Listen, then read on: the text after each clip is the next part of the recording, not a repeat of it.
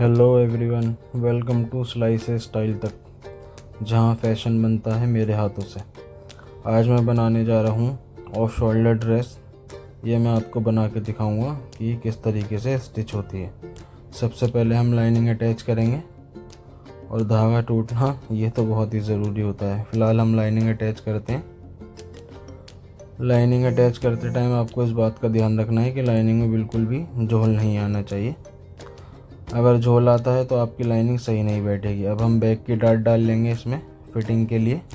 अब हम इस पर पैड सेट करेंगे। पैड लगाते टाइम भी आप इस बात का ध्यान रखें कि पैड ना तो खिंचना चाहिए और ना ही मुड़ना चाहिए, बिल्कुल ही हल्के हाथ से और पैड के बिल्कुल बराबर से सिलाई मार देंगे राउंड और आराम से पैड को फिक्स कर देंगे। फिर आप एक बार चेक कर लें कि आपके पैड सही लगे हैं या नहीं लगे हैं।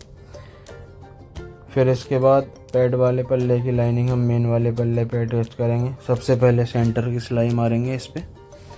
सेंटर की सिलाई मारने के बाद अब हम इसके साइडों से सिलाई लगाएंगे बिल्कुल बराबर से। पैड की और मेन पल्ले की लाइनिंग बिल्कुल बराबर रहनी चाहिए क्योंकि ये फिक्स कटी हुई होती है। अब आप एक बार सिलाई मारते time plate to plate set करते हुए चलें, जिससे कि आपका कहीं भी झोल नहीं आएगा। आप आराम से पूरी सिलाई मारने के बाद एक बार पीस को चेक कर लें कि कहीं झोल तो नहीं आ रहा। एक बार चेक कर लेंगे पीस सीधा करके कि कहीं हमारा पीस सही है या नहीं। अब हम इस पे नीचे का पार्ट अटैच करेंगे, तो हम सेंटर से सिलाई स्टार्ट करेंगे ताकि हमारे मार्जिन जो है दोनों तरफ एक सा आए। बहुत से लोग क्या करते हैं कि इस साइड से शुरू करेंगे और उस साइड तक की सिलाई मार देंगे पूरी, फिर मार्जिन एक सा नहीं आता, पल्ले छोटे बड़े हो जाते हैं, फिर उन्हें खोलना पड़ता है दोबारा। तो आप इस बात का ध्यान रखेंगे कि सिलाई सेंटर से ही मारेंगे और ख़ासकर ड्रेसों में तो सेंटर से ही आप सिलाई मारें, इसलिए क्योंकि दोनों तरफ का मार्जिन आपको बराबर आ जाए। अगर आप देख के नहीं मारेंगे तो फिर आपको सिलाई खोलना पड़ेगी, तो इसलिए आप इन सब बातों का ध्यान रखें। अब हम लगाएंगे नेक में पाइपिंग। तो पाइपिंग को भी बहुत आप हल्के हाथ से पाइपिंग लगाएं, बिल्कुल आराम से, क्योंकि पाइपिंग और एक होती है, ज़्यादा खींचेंगे आप तो उसमें झोल आ जाएगा। आप पाइपिंग बिल्कुल आराम से लगा दें। जब आप पाइपिंग लगा दें प्रेस मारने के बाद आपको कुछ इस तरीके से फिनिशिंग देखने को मिलेगी। अब हम इस पे शोल्डर की सिलाई मारेंगे।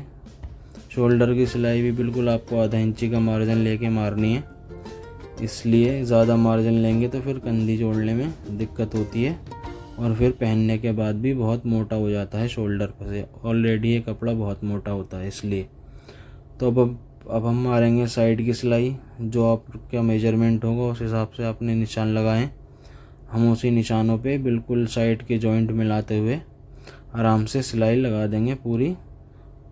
कहीं भी झोल नहीं आना चाहिए। आपको इस बात का ध्यान रखना है कि पीस बनाते टाइम कहीं भी झोल नहीं आना चाहिए। अब हम लगाते हैं दूसरी साइड ज़िप। ज़िप भी आपको बहुत हल्के हाथ से लगाना है। अगर आप कंसील्ड ज़िप यूज़ कर रहे हैं तो उसे प्रेस मार के पहले खोल लें। बहुत से लोग ऐसे ही लगा देते हैं तो ज़िप सही से लग नहीं पाती, कहीं से दब जाती है, कहीं ज़्यादा मार्जिन आ जाता है, कहीं कम मार्जिन आ जाता है। तो आप इस बात का ध्यान रखें, ज़िप को पहले प्रेस मार के खोल लें, फिर उसके बाद ज़िप को लगाएं। इससे एक सी सिलाई आती है बिल्कुल, और ज़िप कहीं से भी नहीं दबती, बिल्कुल एक्यूरेट ज़िप लगती है एकदम। तो आपको बस इन सब बातों का, छोटी छोटी बातों का ध्यान रखना है पीस बनाते टाइम। आपका पीस बहुत ही फिनिशिंग से बनेगा अगर आप इन सब बातों का ध्यान रखेंगे तो। अब मैं आपको इसका कुछ फाइनल लुक दिखाता हूँ ज़िप लगने के बाद। ये देखिए आप, ये है इसका कुछ फाइनल लुक जो मैंने बनाई है। आप चेक कर सकते हैं कितनी फिनिशिंग से और एकदम बिल्कुल ही परफेक्टली डमी पे ड्रेस आई है हमारी, कहीं से कुछ भी झोल नहीं आ रहा। तो अगर आपको ऐसी और वीडियो चाहिए तो आप मेरे चैनल को सब्सक्राइब करें, लाइक करें, शेयर करें। Thank you.